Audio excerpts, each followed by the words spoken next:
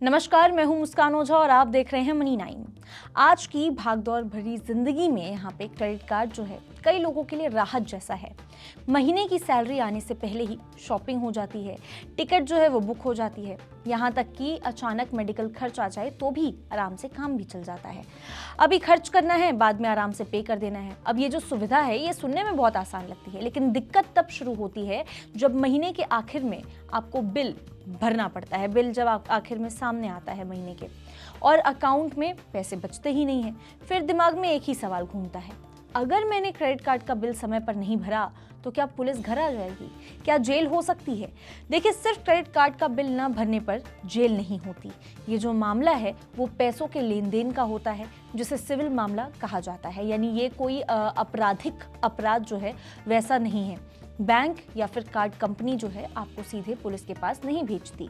आमतौर पर सबसे पहले एसएमएस, कॉल और ईमेल के जरिए आपको रिमाइंडर आता है। उसके बाद अगर फिर भी पेमेंट आपकी तरफ से नहीं हो रहा है तो रिकवरी एजेंट जो है वो आपको कांटेक्ट करते हैं। लंबे समय तक भुगतान ना करने पर बैंक जो है वो सिविल कोर्ट में यहाँ पे केस कर सकता है और कोर्ट आपके खिलाफ बकाया रकम वसूलने का आदेश दे सकती है। लेकिन सिर्फ लेट पेमेंट की वजह से सीधे जेल नहीं भेजा जाता। मामला तब ज्यादा गंभीर हो जाता है जब बात सिर्फ पेमेंट लेट की नहीं बल्कि धोखाधड़ी की हो। अब देखिए, कई बार ऐसा होता है, बहुत बार ऐसे केसेस भी हमें भी देखने को मिलते हैं, खबरों में अक्सर इस तरह के केसेस रहते ही हैं कि जानबूझ करके यहाँ पे फर्जी डॉक्यूमेंट्स यानी कि दस्तावेज फर्जी दिखा करके कार्ड आपने ले लिया और अपनी जो इनकम है यानी आय जो है उसके बारे में भी आपने बैंक को या जो भी कार्ड कंपनी है उसको आपने गलत जानकारी दी है। अब शुरू से ही पैसे लौटाने का इसका मतलब है कि आपका किसी भी तरह का इरादा नहीं था, वो इंटेंशन ही नहीं था। अब इसे आप क्या कंसिडर करेंगे? फ्रॉड। आप इसे फ्रॉड मान सकते हैं। अब ऐसे मामलों में क्या है, भारतीय कानून के तहत आपराधिक केस बन सकता है और फिर सजा या फिर जेल की जो नौबत है वो भी आ सकती है। यानी कि डिफॉल्ट होना और फ्रॉड होना दो अलग अलग बातें हैं। सिर्फ पैसे ना भर पाना अपराध नहीं है, लेकिन धोखा देना जरूर अपराध है। हालांकि जेल ना सही, लेकिन नुकसान इसमें भी होता ही है। यानी कि अगर आप नहीं पेमेंट कर पाए तो नुकसान तो होना ही है। सबसे बड़ा असर कहाँ पड़ता है? आपके क्रेडिट स्कोर पर।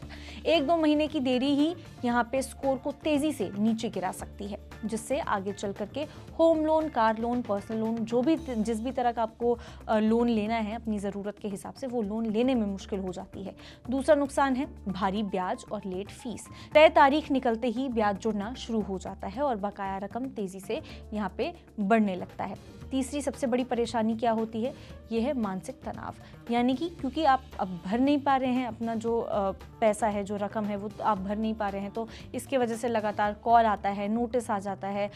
भले ही वहाँ पे ये कानूनी सीमा में ही हूँ, लेकिन इतने सारे कॉल्स, इतने सारे नोटिस, बार बार आपको जो एजेंट्स हैं वो कांटेक्ट कर रहे हैं, बार बार आप उन्हें अपनी मजबूरी समझा रहे हैं, तमाम चीज़ें, इससे मानसिक तनाव ज़रूर आपका बढ़ सकता है। तो देखिए, सिर्फ क्रेडिट कार्ड का बिल देरी से भरने पर जेल नहीं होती है, लेकिन बार बार आप ये सोच लीजिए कि भुगतान टालना जो है वो आपकी आर्थिक सेहत और भविष्य की जो उधारी की जो क्षमता है उसको नुकसान ज़रूर पहुंचा सकता है। और अगर मामला धोखाधड़ी का है, अगर यहाँ तक मामला पहुंच चुका है, तब तो देखिए कानूनी सख्ती यहाँ पे बढ़ती ही रहती है। कानून का सहारा लेना ही पड़ता है कंपनी को। इसीलिए बेहतर यही है कि जितना खर्च कर सकते हैं उतना ही करें।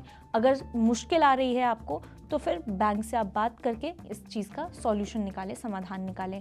लेकिन अगर आपको लग रहा है कि एंड ऑफ द मंथ आपके पास इतना पैसा नहीं बचेगा कि आप बिल पे कर पाएँ अपने क्रेडिट कार्ड का, तो उसी हिसाब से, उसी लिमिट में आपको खर्च करना सही रहेगा, क्योंकि चुप रहना जो है वो यहाँ पे सबसे बड़ी गलती साबित हो सकती है।